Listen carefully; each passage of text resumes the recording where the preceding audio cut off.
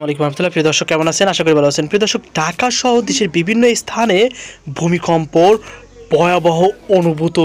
প্রিয় দর্শক, এই ভূমিকম্পটা এতটাই শক্তিশালী ছিল যে যে কেউ ঘর থেকে নয় জুতা খুলে, নয় জুতা পরে, নয় যে অবস্থায় আছিল বের হয়ে গেছে।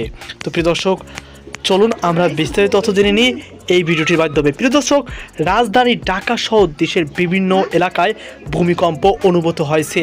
প্রাথমিক তথ্য অনুযায়ী ভূমিকম্পটির মাত্রা ছিল 5.2 বলে ধারণা করা হচ্ছে। এর কেন্দ্রস্থল গোড়াশালের নিকটবর্তী এলাকা। শুক্রবার 21শে নভেম্বর সকাল 10:38 থেকে 10:39 এই ভূমিকম্প অনুভূত হয়েছে। প্রিয় দর্শক, এই ভূমিকম্পটি এমন সময় হয়েছে যখন সকলেই সতর্ক এবং সচেতন অবস্থায় ছিল।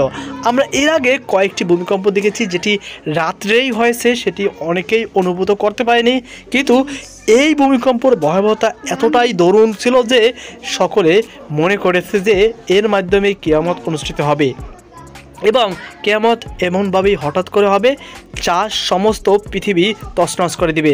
আর সেই দিনটিও থাকবে আজকের দিনের মতো শুক্রবার ন্যায়। প্রিয় দর্শক, সারা বাংলাদেশেই মোটামুটি কিছুটা হলেও